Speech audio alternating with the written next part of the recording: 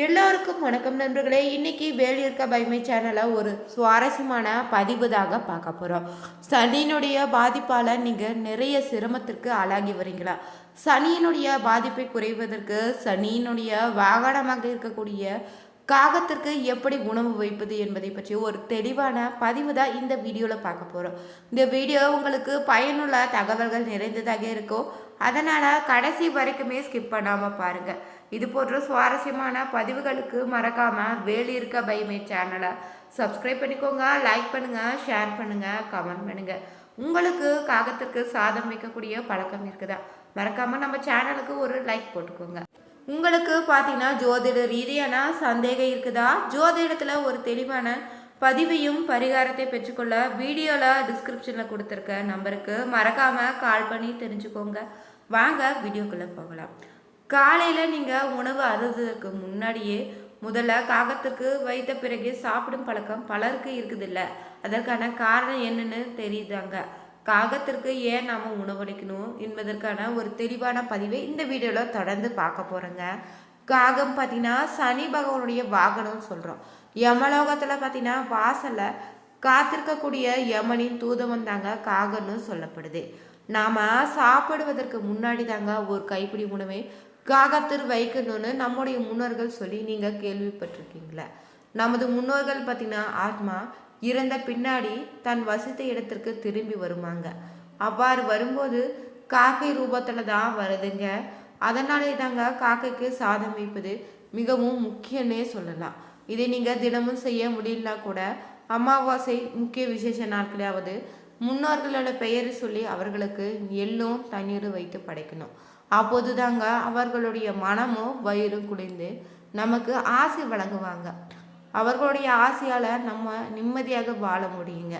அதற்கு நன்றி செலுத்தும் பொருட்டில் தான் நம்ம தினசரியுமே காகத்திற்கு உணவளிக்க வேணும்னு சொல்லியிருக்காங்க.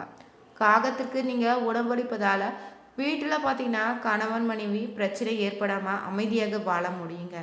காகம் பார்த்தீங்கன்னா சனீஸ்வர பகவானுடைய வாகனமாக இருப்பதால் காகத்திற்கு நீங்கள் உணவளிப்பதன் மூலம் சனீஸ்வருடைய கேடு பலன்கள் இருந்து நீங்கள் விடுபடுவதோடு இறைவனுடைய பரிபூர்ண கருணையும் அருளையும் உங்களுக்கு பெற முடியும். 7:30 சனி நடக்கும்போது நீங்கள் காகத்திற்கு எள் கலந்த சாதம் வைப்பதன் மூலம் 7:30 சனியுடைய தாக்கம் சற்று குறைந்து காணப்படுங்க. காகத்திற்கு உணவளிக்கும் போது நீங்கள் நம்முடைய வீட்டை சுற்றி இருக்கக்கூடிய பூச்சி புழுக்கள் ஏதாக இருந்தாலும் இறந்து கிடத்தாலும் அப்புறப்படுத்துது. இதனால நோய் தொற்றுகள் இருந்து நம்மை பாதுகாக்குதுங்க. காகத்திற்கு உணவு வைக்கும்போது பார்த்தீங்கன்னா தனது கூட்டத்தையே தாங்க அழைத்து உணவை பகிர்ந்து கொள்ளுதில்லை. இதை பார்க்கும்போது நமக்கும் காகத்தை போல ஒற்றுமையாக வாழ வேணும்னு தத்துவத்தை நமக்கு உணர்த்துதில்ல. காகத்திற்கு நீங்கள் மிக்சர், திராட்சை, இனிப்பு பிஸ்கெட் போன்றவற்றை கூட தரலாங்க. குடும்பத்தில் இதை மூலம் பார்த்தீங்கன்னா நல்ல அந்யோன்யம் பிறக்குங்க. காகங்களுக்கு நீங்கள் சாதம் வடித்ததுமே முதல் சோறு வைப்பது சிறப்பான பலனை ஏற்படுத்தும். சாப்பிட்டு கொண்டிருக்கும் போது காகம் வந்து கரைஞ்சினா எச்சில் சாதத்தை எடுத்து போய் வைக்காதீங்க. கையை கழுவிட்டு தாங்க புதிய சாதத்தை காகத்து வைப்பது சிறப்பு. முன்னோர்களுக்கு திதி தர்ப்பணம் போன்றவற்றை தர முடியாதவங்க தினந்தோறும் நீங்கள் காகத்துக்கு உணவு வழங்குவது சிறப்பான நன்மைகளை ஏற்படுத்தி தருங்க. பொதுவாகவே நீங்கள் பார்த்தீங்கன்னா நம்முடைய எல்லோர வீட்லேயுமே காகத்திற்கு சாப்பாடு வைக்கக்கூடிய பழக்கம் இருக்குதில்ல. ஒவ்வொரு வீடுகளில் ஒவ்வொரு மாதிரி காக்கைக்கு சாப்பாடு வைப்பீங்க. நீங்கள் எப்படி வைத்தாலும் சரிங்க, ஒரு வாயிலா ஜீவனுடைய பசி ஆற்றினீங்கன்னா உங்களுக்கு புண்ணியத்தை ஏற்படுத்தி கொடுக்குங்க. இருந்தாலும் நம்முடைய இந்து சாஸ்திரத்தின்படி பார்த்தீங்கன்னா காக்கைக்கு சாதம் வைப்பது பல வழிமுறைகளை சொல்லியிருக்காங்க. நமக்கு முன்னால் வாழ்ந்தவங்கன்னு நமக்கு சொல்லி வச்சிருக்காங்கல்ல, அதையெல்லாம் நம்ம பின்பற்றும் போது தாங்க நம்ம குடும்பத்திற்கு இன்னும் பல நன்மைகள் உண்டாகும், இன்னும் புண்ணிய சேருன்னே சொல்லலாங்க. காகத்திற்கு நீங்கள் சாப்பாடு வைப்பதால் நாம் செய்யக்கூடிய சின்ன சின்ன தவறு கூட அது மறைத்திடுமா. அதனால் எந்த ஒரு பாதிப்பு ஏற்படாதுன்னே சொல்லலாங்க. தினமுமே பார்த்தீங்கன்னா காகத்திற்கு சாதம் வைக்க முடியாதவங்களாக இருந்தீங்கன்னா மாதந்தோறும் வரக்கூடிய அமாவாசை திதின்னு, பௌர்ணமி திதின்னு, அஷ்டமி திதி நீங்கள் பிறந்த கிழமை இருக்கக்கூடிய அந்த கிழமை இந்த நாட்களாவது காகத்துக்கு சாப்பாடு வைப்பது உங்களுக்கு நற்பலன்களை தேடி கொடுக்குங்க. காகம் வந்து எச்சில் இலையில இருந்து எடுத்து சாப்பிடும், அசைவ எச்சில் சாப்பிடாது. இப்படி எல்லாவற்றையுமே காகம் தானாக தேடி போய் சாப்பிடுறதில்ல. எந்த மாற்று கருத்து கிடையாதுங்க. இதில் நீங்கள் சாப்பிட்டு முடிந்த பிறகு உங்கள் வீட்டில் மீதம் இருக்கக்கூடிய எச்சிலை கொண்டு போய் உங்கள் கையால் காகத்துக்கு வைக்காதீங்க. அது பாவத்தை ஏற்படுத்திடுங்க. நாம் சாப்பிட்ட மீத உணவை நாய்களுக்கு கூட வைக்கலாம், ஆனால் காகத்திற்கு வைக்கக்கூடாதுங்க. நாய்களை பார்த்திங்கன்னா பைரவராக நம்ம பார்த்தாலுமே நாம் சாப்பிட்ட மீத உணவை நாய்களுக்கு வைக்கலாங்க. நம்முடைய முன்னோர்களும் பின்பற்றி வந்திருக்காங்க. காகத்துக்கு நாம் சமைத்த உணவை தான் வைக்க வேண்டுமான்னு கேட்டால் நிச்சயம் கிடையாதுங்க. பிஸ்கட் மிக்சர்னு வேறு ஏதாவது கூட ஒரு உணவுப் பொருளை கூட நீங்கள் வாங்கி வைத்து தினமும் கூட காலையில் எழுந்தவுடன் அந்த பொருளை நீங்கள் காகத்திற்கு போடும் வழக்கத்தை வச்சுக்கோங்க. காகம் தவிர மற்ற பறவைகளும் கூட அதை சாப்பிட்டு போது நம்ம குடும்பத்தில் கோடான கோடி நன்மையை புண்ணியத்தை ஏற்படுத்தி தருங்க. பறவைகள் பார்த்திங்கன்னா அதிகாலை 6 மணிக்கு முன்பே எழுந்து இறை தேட ஆரம்பிச்சிடும். அந்த சமயத்தில் நீங்கள் பசியாற்ற உங்கள் கையால் இறை போட்டாலே உங்களுக்கு கோடி புண்ணியம் உண்டாகுங்க. அதே போல் நீங்கள் காகத்திற்கு தாளிக்காத தயிர் சாதம் வைப்பது ரொம்ப ரொம்ப சிறப்பான பலனை ஏற்படுத்துங்க.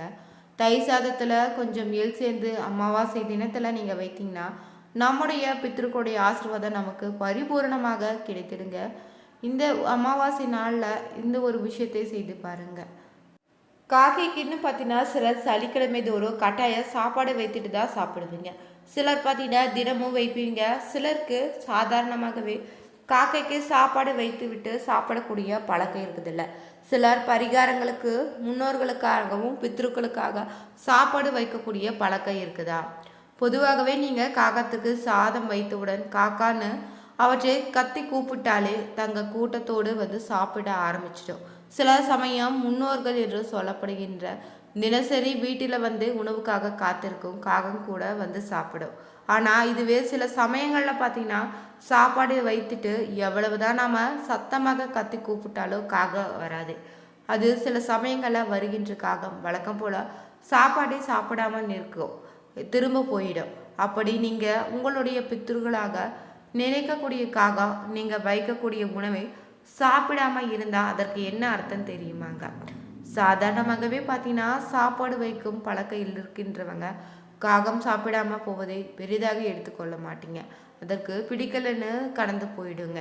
இதுவே பரிகாரத்துக்காக பித்ருக்களுக்கான முன்னோர்களுக்காக உணவு வைப்பவங்க அது சாப்பிடாம போணுச்சுன்னா ஒரு நிமிடம் அப்படியே மனம் பெரும் குழப்பத்திற்குள்ள போயிடுதில்ல. அதனால் சாப்பிடாம போகுதுன்னு ஒரு குழப்ப நிலை உங்களுக்கு தோன்றில்லை. இதற்கான ஒரு எளிய பரிகாரம் தான் இந்த வீடியோவில் தொடர்ந்து பார்க்க போகிறோம். பித்ருக்களுக்காக நீங்கள் வைக்கக்கூடிய சாதத்தை சாப்பிடாம போணுச்சுன்னா உங்களுடைய முன்னோர்கள் பார்த்தீங்கன்னா உங்கள் மீது அதிக கோபத்தில் இருக்கிறாங்கன்னாங்க அர்த்தம். நீங்கள் வழக்கமாக முறையாக உங்களுடைய பித்ருக்களுக்கு திதி கொடுக்கிறீர்களான்னு யோசிச்சு பாருங்கள். அதனால் கூட உங்கள் மீது கோபமாக இருக்கலாம்.